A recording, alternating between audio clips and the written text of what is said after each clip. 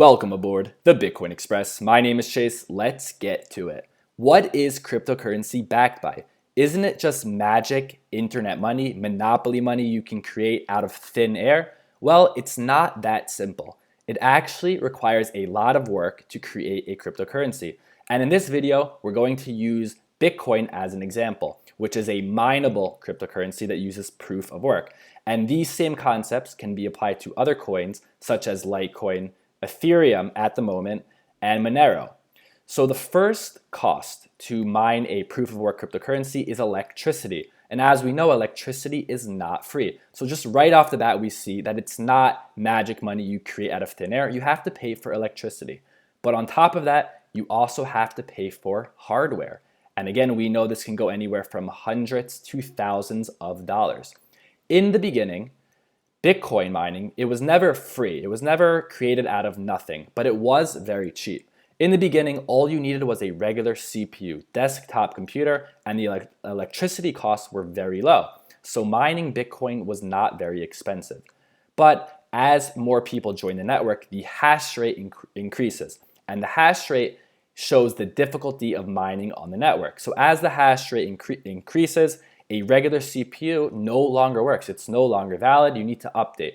So from there, Bitcoin needed a GPU to mine the cryptocurrency. And you might be wondering, why do we need a more powerful computer right now? And the reason we do this is because we need to guess a random number of a puzzle. And the stronger the computer is, the more guesses, the faster guesses we can make.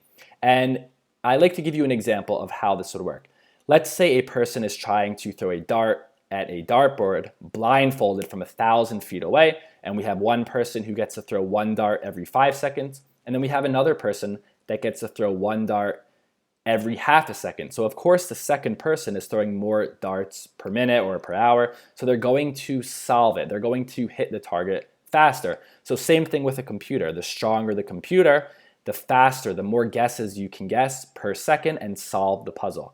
And of course, as you might guess, as more people have joined the Bitcoin network, the hash rate increased even more. So CPUs no longer worked and GPUs no longer worked. So now we use ASIC miners, and these are application specific, meant specifically to mine Bitcoin. And as you can see on the screen, the prices of these machines can go anywhere from $1,000 to $2,000. So again, you can see it is not cheap to mine Bitcoin. And depending where you live in the world, it could be profitable and it also might be unprofitable because you have to also focus on top of the hardware, the electricity cost. When you're in a country such as Venezuela, Ethiopia, Libya, Iran, or Angola, the electricity costs are so cheap that Bitcoin is still profitable. But when you're in countries such as Bermuda, Germany, Denmark, and Belgium, it might not be profitable. Depending where you live in the world right now, mining a Bitcoin can cost anywhere from $3,000 up until $10,000. And even when you're in the United States, the prices can differ. If you're in Louisiana, electricity costs are about 9 cents per kilowatt per hour. And in Hawaii, it goes all the way up to 32 cents per kilowatt per hour. So depending where you live, it might be profitable, it might be unprofitable. And on top of all of these costs of electricity and hardware, you also have to pay, or not pay, but you have to take caution to monitor your equipment. Remember, these are powerful machines. A lot of times, people stack them together in mining rigs and they could catch on fire. So you need to monitor them. And you might be wondering, well, if the hash rate keeps going up and it's no longer profitable, how will this ever survive? How will this system ever work? Well, what's beautiful about Bitcoin is built into the code is a mining difficulty adjustment.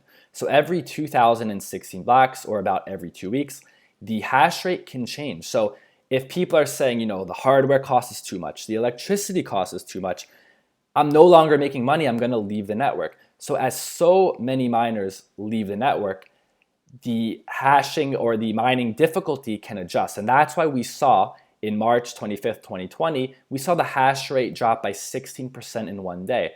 And it's self-regulating. This again makes mining Bitcoin profitable. So even as the prices get too high and people are no longer making money, then people leave the network and then it becomes profitable again. And it's self-regulating, it works on its own. But some mineable proof of work cryptocurrencies do not want to deal with these expensive costs. And one of those examples is Monero. So Monero also mines cryptocurrency. They also use proof of work, but their algorithm is meant to be ASIC resistant, meaning you do not need these expensive ASIC machines. You can still mine Monero today from a regular CPU. You can even mine it from a cell phone. And HTC announced that they are going to introduce a mobile phone where you can mine Monero from it. So all of these mineable cryptocurrencies, proof of work, they require a lot of effort. It's not created out of nothing. And this is the problem, or this is why people have a problem with pre-mined cryptocurrencies. A pre-mined cryptocurrencies does not require any of this work. It's just created all at once. Some examples of pre-mined cryptocurrencies are XRP, Cardano, Tron, and IOTA. So again, this is not about whether I think these are good or bad projects, but this is the reason why a lot of people have problems with these pre-mined projects. There's no proof of work, no effort to create it. Now I want to bring this back to the US dollar.